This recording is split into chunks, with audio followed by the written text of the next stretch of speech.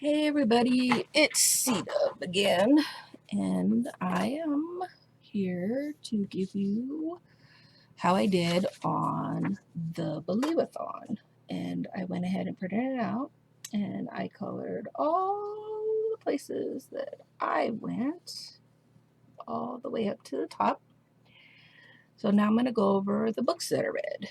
So I started out, everyone starts out at the Poacher's Pocket Inn, and the Poacher's Pocket Inn, you are supposed to read a book that is the first book in a series. So I read Nightmares,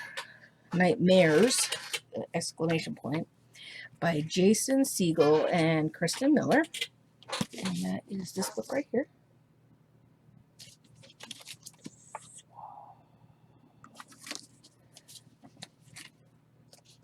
And yes, it is that Jason Segel, the actor. This is the first book in a 3-part series. I'm planning on reading the rest. I'm glad I picked this book up again. I love the book. This book reminds me of the 80s movie Little Monsters. If you've ever seen it, if you've never seen it, Little Monsters is a movie about a kid that his brother's having nightmares. He kept saying that there was monsters underneath his bed. So him being the big brother, he decides that he's going to try and go in and catch one of the monsters, or to prove to him that there was no monsters. And he ends up catching a monster and then gets pulled into the underneath the bed, and there's like a whole world underneath there while the monsters and nightmares live. This book is really similar to that. If you want to check it out, it's got Fred Savage and Howie Mandel in it. It's really good. But this book reminded me of it. This book is Charlie Lord is a 7th grade student that's having a hard time. His mother passed away 4 days after his 9th birthday. His dad has remarried a woman that Charlie thinks is a witch. He had to move into the Step Monsters Purple Mansion.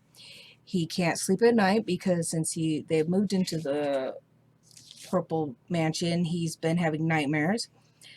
These aren't normal nightmares. To Charlie, they feel real. This is when this happens to him even when he takes a nap. Excuse him. So Charlie thinks it's his stepmother's fault for everything that's going on. So now he's really angry all the time, and he's been taking out on his friends and his little brother, and his dad's had enough and tells Charlie to knock it off. Well, Charlie's friends, Rocco, Alfie, and Paige, try to help him with his anger, but Charlie thinks they don't believe him about his stepmonster. He thinks it's all her fault.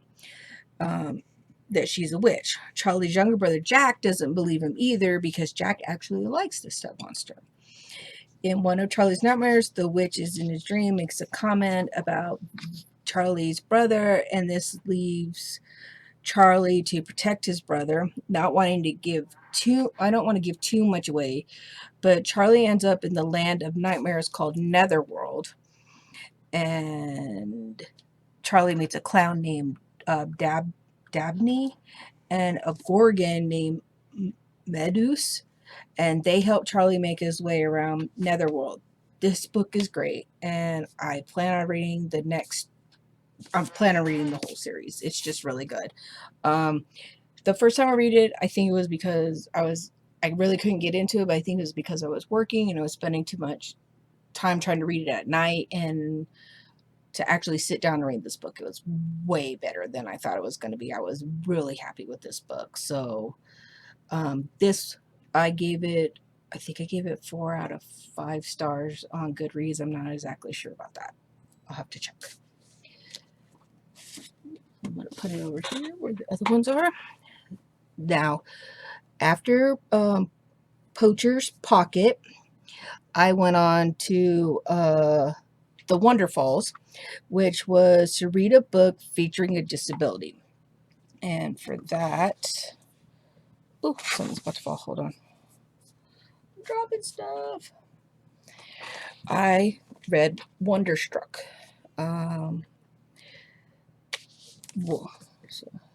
Wonderstruck is a story about Ben and Rose, and it's told in two different ways. When Rose is talking, it's a picture, and when Ben is telling the story, there's words. Ben is telling the story. It's told when Rose's. Oh, I'm mixing myself up. Ben's story starts in June of 1977, and Rose's story starts in October of 1927. Ben's stories are Ben and Rose's stories are told both at the same time. They intertwine in between. Ben is an 11-year-old boy that has just lost his mother in a car accident. Ben is deaf in one ear. This is not due to the car accident. He wasn't in the car accident with his mom. Ben doesn't know who his father is, and when he asked his mom about his father, she became upset, so Ben never asked her again. Ben is living with his aunt and uncle, and he shares a room with his cousin. One night, Ben sees a light on in his mother's bedroom at their house, which is exactly, he even tells you, it's only 33 steps away from his aunt and uncle's house. So Ben goes to investigate, and an accident happens, and Ben is now completely deaf. Before the accident, Ben finds a necklace and a bookmarker with clues to his father being in New York City. Ben ends up going to New York City to find his dad. Rose is a deaf girl that lives with her father. She likes to scrapbook about an actress named Lillian Mayhew. Rose sends little notes in the shapes of paper boats. Rose doesn't know how to sign or talk. She writes everything down for people to understand her. Her father wants her to learn to read lips and to talk. Rose doesn't want to. Rose sees a news headline about the actress that she's been scrapbooking about, and she's going to be in a play in New York City. So Rose runs away from her home to meet this actress. When she meets the actress, we find out why Rose is obsessed with her. Rose's story eventually crosses paths with Ben's story, and it wraps the two stories together. By the end of the book, you know why the two have been intertwined the whole time throughout the whole thing. It was really good. I liked it.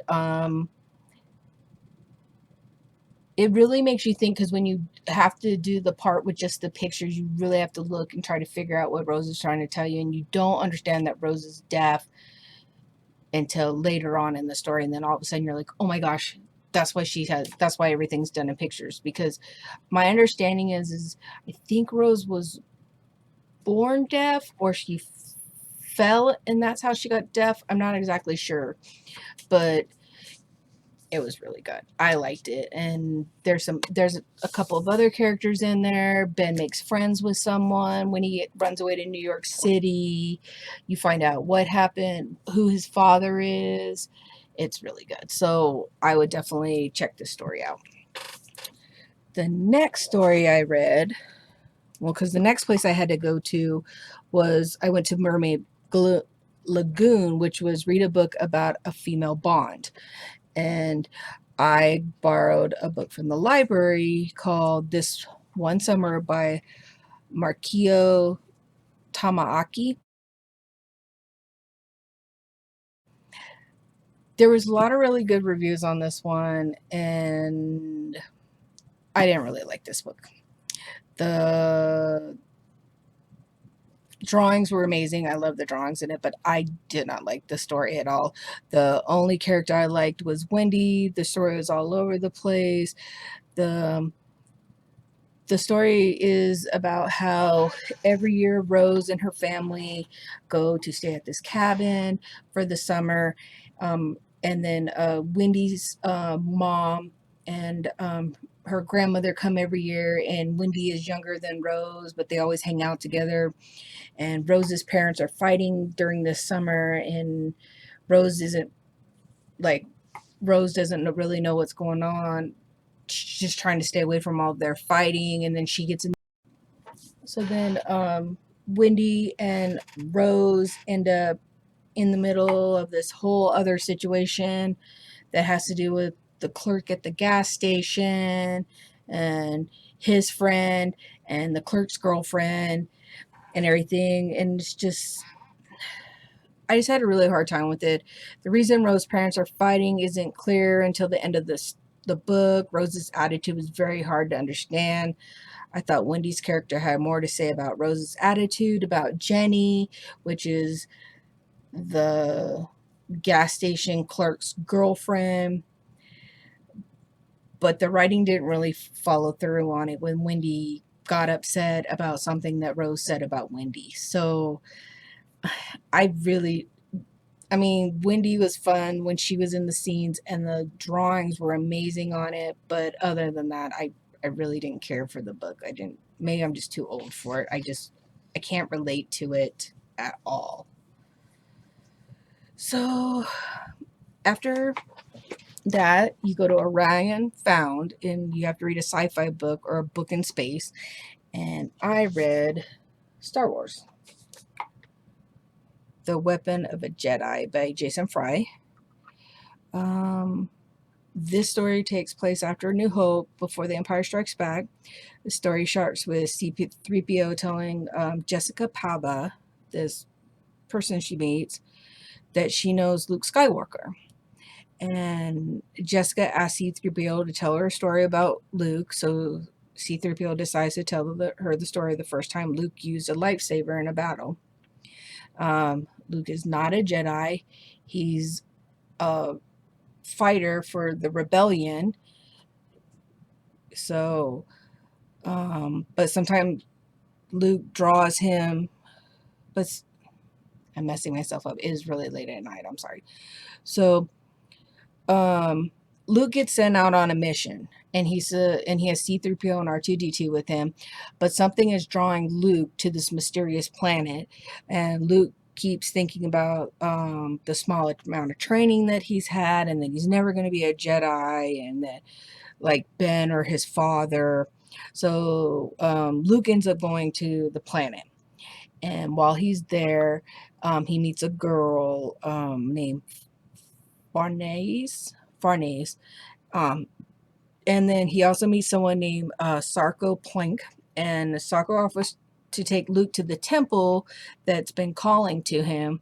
And Farnese tries to tell him not to go because he's a scavenger. And he's like, no, it'll be all right. So he goes, and he ends up having to fight Imperial forces. And then he also has to save somebody, and then he has a new enemy he has to fight, and the story is very fast paced. It was really nicely done. I gave it a 4 out of 5. I really liked it. It's part of the Journey to Star Wars The Force Awakens series, so it's this is the Disney canon, not the original canon before Disney took them over, but it was pretty good. So after I read this, you're supposed to go to the bookkeeper's stronghold, and it's to read the next book in the series. So I read Charm by Jen Kalanita. It's the second book in the Fairy Tale Reform School series, and I've already read the first one. I got to do a video on that one. Gilly is back at school, and she's helping Jax and her friends try to figure out who the mole is that is feeding information to Alba, which is the Wicked One. And Alba is the one that cursed Sleeping Beauty.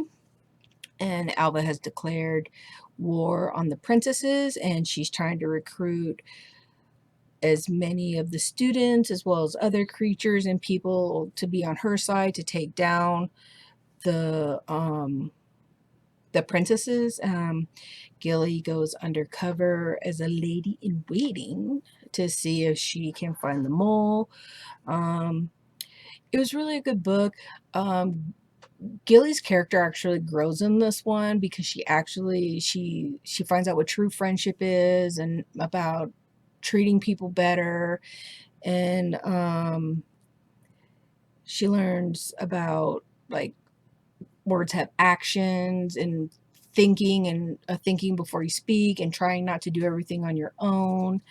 So I give this one a 3 out of 5. I liked it. I mean, I didn't love it or anything, but I thought it was really good. I plan on reading the rest of the books in the series. I want to see where it's going to go. So that is me finishing up the Believathon. The next Believathon is going to be in November of this year. Gavin's already set it up, so I can't wait for that one. And I will talk to you in a few days because I need to do another video about at the end of the month about what books I actually read. So, bye.